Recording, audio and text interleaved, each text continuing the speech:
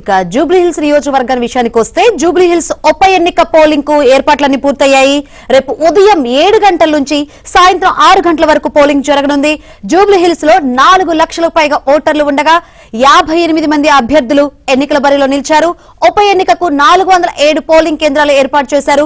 Polling కేంద్రాలకు ఈవీఎంలను తరలిస్తున్నారు. 3000 మంది పోలింగ్ సిబ్బంది, 2000 మంది పోలీసులు ఉప ఎన్నిక విధుల్లో పాల్గొనున్నారు.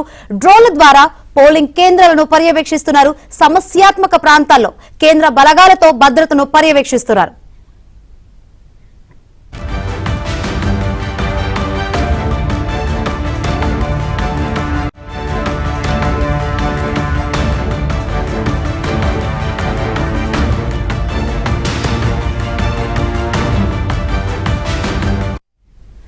జూబ్లీహిల్స్ ఉప ఎన్నిక పోలింగ్ కు ఇప్పటికే ఏర్పాట్లన్నీ పూర్తయ్యాయి. రేపు ఉదయం 7 గంటల నుంచి సాయంత్రం 6 గంటల వరకు పోలింగ్ జరగనుంది.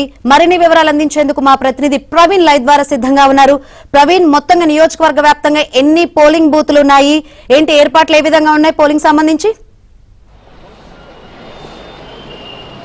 రైట్ శంకరి, ప్రస్తుతానికి అయితే మనం జూబ్లీహిల్స్ డిఆర్సీ సెంటర్ దగ్గర ఉన్నాం, డిస్ట్రిబ్యూట్ రిసెప్షన్ సెంటర్ దగ్గర ఉన్నాం. ప్రస్తుతానికి ఇక్కడ అందరికీ ఎన్నికల సిబ్బంది అయితే చేరుకుంటా ఉన్నారు. మరికొద్దిసేపట్లోనే ర్యాండమైజేషన్ అయితే కంప్లీట్ అయిపోయింది. మరికొద్దిసేపట్లో మధ్యాహ్నం నుంచి పూర్తిగా కూడా ఈ యొక్క ఈవీఎంలకు సంబంధించి డిస్ట్రిబ్యూషన్ స్టార్ట్ అవబోతోంది. మధ్యాహ్నం లంచ్ తర్వాత అందరూ కూడా తమ పోలీస్ స్టేషన్కి సంబంధించి ఈ ఎక్విప్మెంట్ బ్యాలెట్ కూడా తీసుకెళ్లాల్సిన పరిస్థితి ఉంటుంది. సో దానికి సంబంధించిన రవాణా సౌకర్యాలు కానీ అన్ని కూడా ఎలక్షన్ సిబ్బంది అయితే చేసినటువంటి పరిస్థితి కనిపిస్తోంది. 2 తర్వాత పూర్తిగా సిబ్బందికి హ్యాండ్ ఓవర్ చేస్తామని చెప్తా ఉన్నారు. ఈసారి చూసుకున్నట్లయితే క్రిటికల్ పోలింగ్ స్టేషన్స్ కూడా పెరిగినటువంటి పరిస్థితి కనిపిస్తూ ఉంది. 226 పైగా కూడా క్రిటికల్ పోలింగ్ ప్రాంతాలను గుర్తించారు. మొత్తంగా చూసుకుంటే 139 పోలింగ్ ప్రాంతాల్లో 403 పైగా కూడా ఈ పోలింగ్ స్టేషన్లు ఏర్పాటు చేసినటువంటి పరిస్థితి కనిపిస్తుంది. ప్రస్తుతం మనతో పాటు ఇక్బాల్ గారు ఉన్నారు, జాయింట్ సిపి. తను దగ్గర ఉండి పర్యవేక్షిస్తా ఉన్నారు. ఎలక్షన్ సంబంధించినటువంటి అన్ని ఏర్పాట్లు కూడా పర్యవేక్షిస్తున్న పరిస్థితి కనిపిస్తూ ఉంది. ఎలక్షన్ సిబ్బంది అందరూ కూడా ఇక్కడ ఉన్నారు. Sir, good afternoon sir.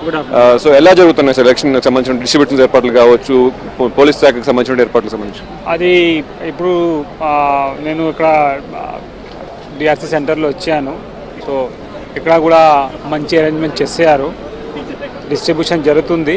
After lunch తర్వాత అది ఎక్కడ నుంచి పోలింగ్ స్టేషన్ లొకేషన్కు స్టార్ట్ చేస్తున్నారు.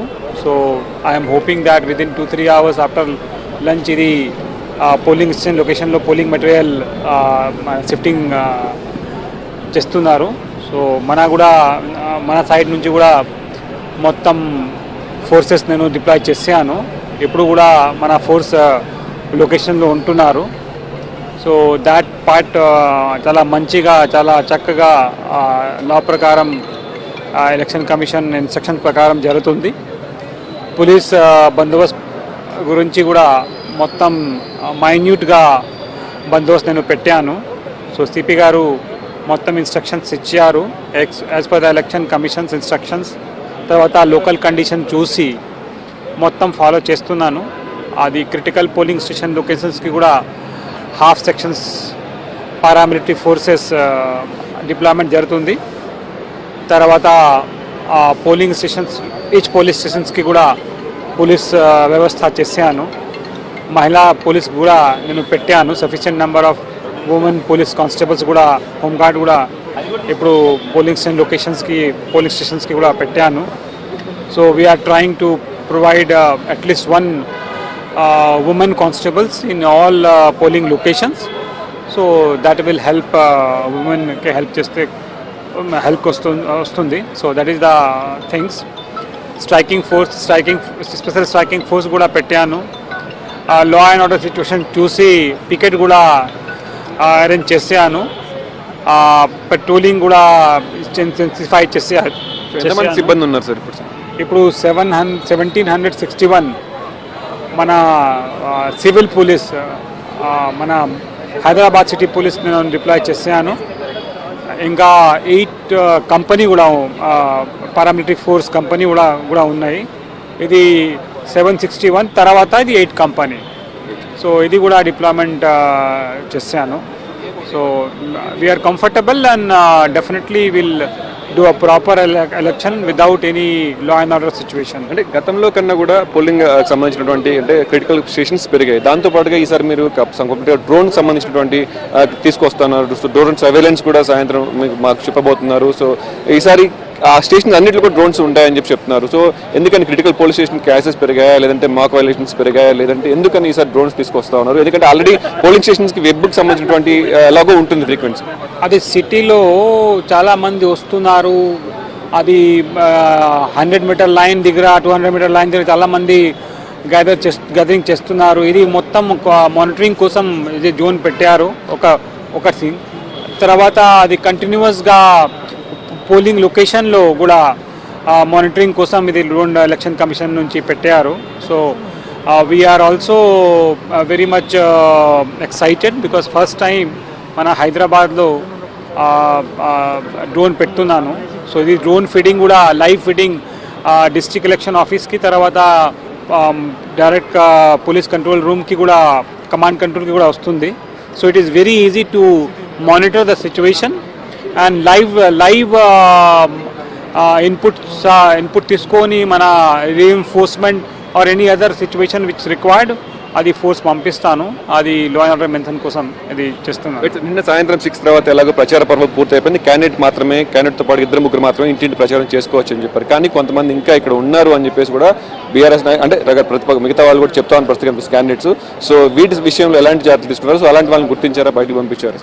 అది నిన్న నైట్లో నేను 6 o'clock టైంలో 5 o'clock 5 తర్వాత నేను క్లియర్ కట్ ఇన్స్ట్రక్షన్ ఇచ్చాను.